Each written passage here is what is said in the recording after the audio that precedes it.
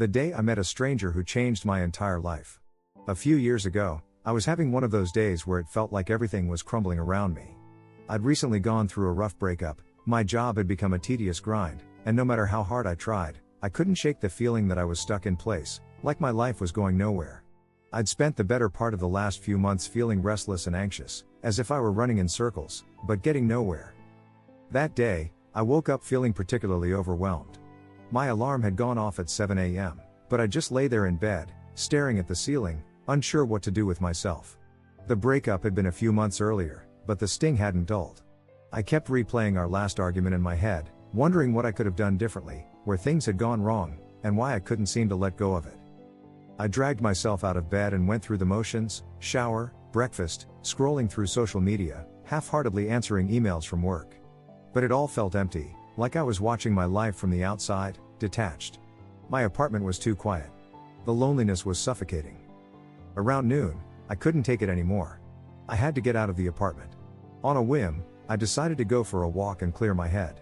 I grabbed my jacket and set off with no particular destination in mind, just needing to escape the four walls that were closing in on me.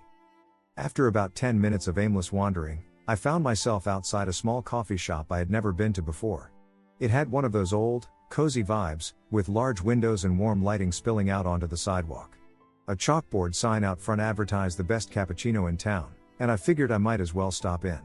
I needed something to take my mind off the mess of thoughts swirling in my head. Inside, it was quiet, only a few people were seated at the tables. The smell of freshly ground coffee and baked goods filled the air, instantly making me feel a bit more at ease. I ordered a cappuccino and sat down at a small table by the window, watching people pass by on the street. I stared down at my coffee, lost in thought, wondering when things had gotten so hard.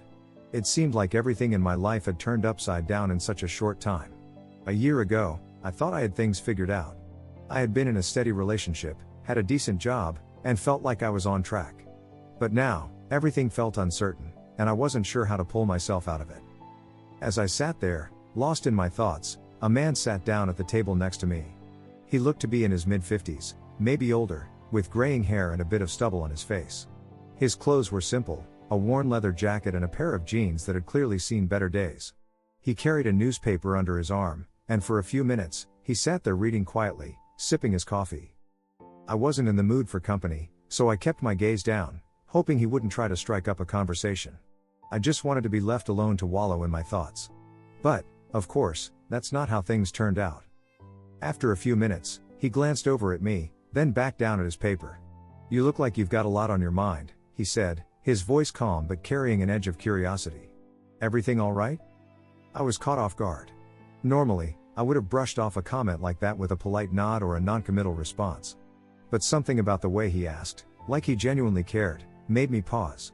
I hesitated for a moment, unsure whether I wanted to share my troubles with a stranger, but eventually, I shrugged. "I don't know," I said, my voice quieter than I intended. "I guess I'm just going through some stuff." He nodded, as if he understood exactly what I meant, and for a moment, we sat there in silence. I thought that might be the end of it, that he would go back to reading his paper and leave me to my thoughts. But instead, he set the paper down and turned to face me. "You know," he said, leaning back in his chair, "I've been where you are. Feeling stuck, like everything's falling apart. I've been through it." I wasn't sure what to say, so I just nodded, but something about his words intrigued me. "What do you mean?" I asked, a bit curious despite myself. He smiled faintly, like he'd been expecting the question. "A long time ago, I hit rock bottom," he said, his voice steady but soft. "I lost everything. My job, my relationship, my home. For a while, I didn't think I'd ever get back on my feet. Every day felt like a struggle just to get out of bed. I was angry, frustrated, and mostly just lost." I sat there, listening, feeling an odd sense of connection to what he was saying. It was like he was describing exactly how I had been feeling for the past few months. "So, what happened?" I asked, leaning forward slightly. "How did you get through it?" He sighed, rubbing a hand over his face as he thought. "It wasn't easy," he admitted. "I won't lie to you about that. There were days when I wanted to give up, to just throw in the towel. But I realized something important during that time. Sometimes, when everything falls apart, it's because something new needs to come together." I frowned, not quite understanding what he meant. He saw the confusion on my face and smiled again. What I'm saying is, sometimes the worst moments in our lives are what push us to make changes we never would have made otherwise. Losing everything forced me to take a long, hard look at myself and figure out what I really wanted. And once I started focusing on what I could control, instead of what I had lost, things started to get better. His words hit me harder than I expected. For months, I had been so focused on what I had lost, the relationship, the sense of security, the plans I thought I had for the future, that I hadn't even considered what I could gain from it all. I had been stuck in the past, holding on to the pain, instead of looking forward. "So what did you do?" I asked, genuinely interested now. "How did you get your life back on track?" He shrugged, as if it were the simplest thing in the world. "I stopped trying to control everything," he said. "I took it one day at a time. Found a job that paid the bills, but didn't stress me out. Spent time doing things I enjoyed, even if they were small things, like going for a walk or reading a book. I reconnected with old friends, made new ones. Slowly but surely, I rebuilt my life. And you know what? It turned out better than it was before."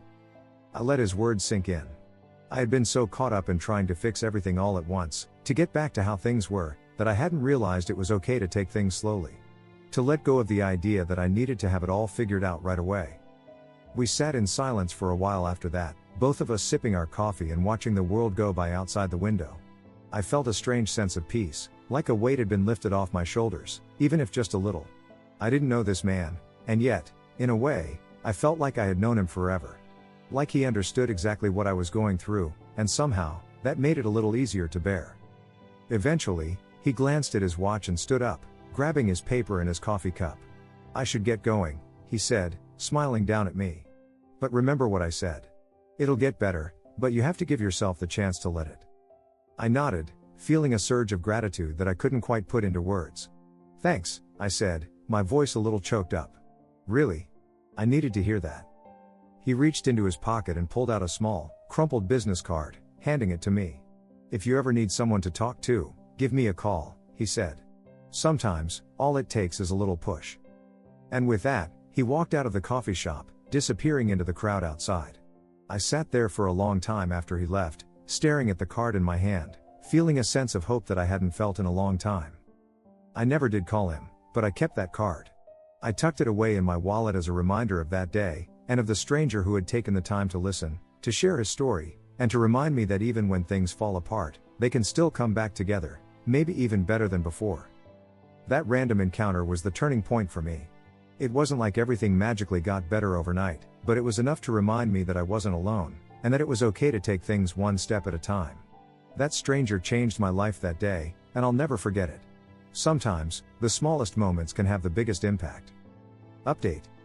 A few years ago, I shared a story here about a random encounter with a stranger in a coffee shop who gave me the push I needed to turn my life around. The day I met that man, I was at my lowest. His words helped me start thinking differently about my situation, and I mentioned how he handed me his business card before leaving. While I never called him, that moment marked a turning point in my life. Since then, a lot has changed. I've received a few messages asking for an update, so here it is. After that conversation, I took the advice the stranger gave me and stopped putting so much pressure on myself to have it all figured out. I gave myself permission to take things one day at a time. I started with small changes, taking more walks, reading books that inspired me, and reconnecting with old friends I had lost touch with during the chaos of my breakup and career stress. It wasn't an immediate transformation. In fact, for the first few months, it felt like nothing was changing. I still had bad days, still felt lost sometimes, but something was different. I wasn't fighting against myself as much. Slowly, I started finding clarity. I realized that part of what had been weighing me down was that I wasn't happy at my job anymore. The stability it had once offered no longer brought me any sense of fulfillment. With this realization, I decided to take a leap I had been avoiding for years. I quit my job. It was terrifying, but I realized I didn't have to have my entire future mapped out to take the first step towards something new. I took a few freelance gigs to get by, and I started focusing on building a career that actually meant something to me. I eventually found a job in a smaller company, doing work that aligned with my values, and while it wasn't a high-powered position, it was work I felt good about. I was more balanced, more grounded. On a personal level, things improved as well. After my breakup, I had isolated myself, too hurt to reach out to anyone. That stranger's words about rebuilding connections stuck with me, so I made an effort to reconnect with old friends. I reached out to one of my best friends from college, someone I hadn't talked to in years because life had gotten in the way. We grabbed dinner one night and fell back into conversation like no time had passed. That dinner became a monthly thing, and before I knew it, I had rebuilt a circle of people around me who supported me and reminded me that I wasn't alone. I also spent a lot of time working on myself, healing from the relationship and realizing that the breakup, while painful, had taught me a lot.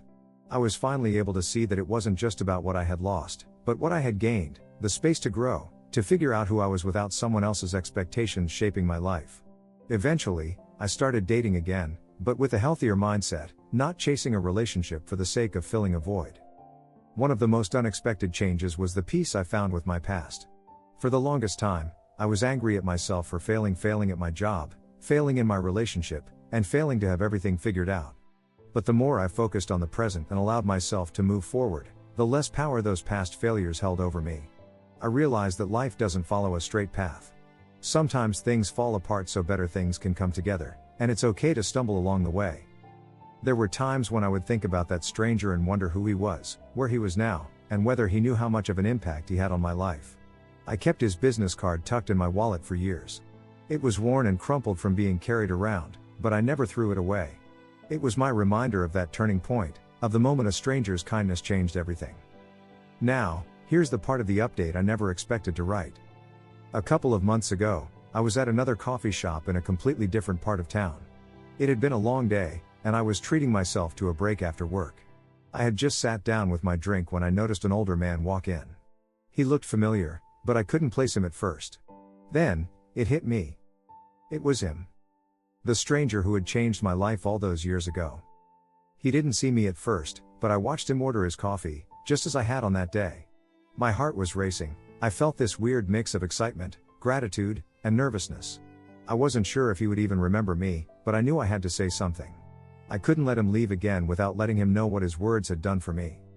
As he turned to find a seat, our eyes met. I stood up and walked over, a smile spreading across my face.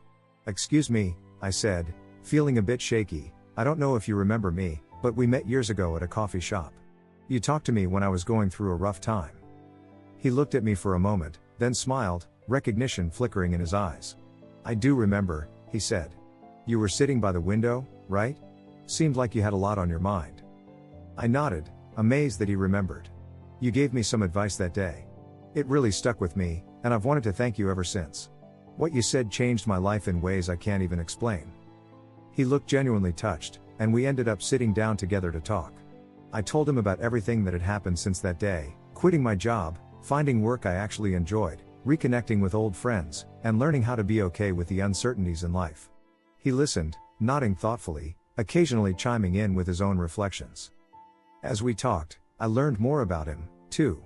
He had gone through his own ups and downs since we last met, but he had always held on to the same mindset he had shared with me, that life is about embracing the changes and uncertainties, rather than fighting against them. Before we parted ways, I thanked him again. "I don't know if you realize it, but that conversation we had. It saved me," I said. "I wouldn't be where I am today without it." He smiled and placed a hand on my shoulder. "We all need a push sometimes," he said. "I'm just glad I was in the right place at the right time. And remember, life will keep throwing things your way, but you've got the tools now. You'll be just fine." We exchanged numbers this time, and while I haven't heard from him since, I no longer carry the crumpled business card in my wallet. I don't need it anymore. It's strange how life works sometimes, how one small interaction can set off a chain of events that changes everything. I don't know where I'd be today if I hadn't walked into that coffee shop and met that stranger, but I do know this: sometimes, the universe sends you exactly what you need when you least expect it. I still have bad days, and life isn't perfect, but I've learned to be okay with that. I've learned to trust that even when things fall apart, they can come back together in ways you never imagined. To anyone reading this who feels stuck, lost, or like you're going through your own version of rock bottom, hang in there. The people and moments that can change everything might be just around the corner. Thanks for reading. And to the stranger who gave me that push years ago, if you're out there, just know that you made all the difference. Thanks for watching, guys. If you enjoyed these Reddit stories, don't forget to like, subscribe, and hit that bell so you never miss an update. See you in the next one.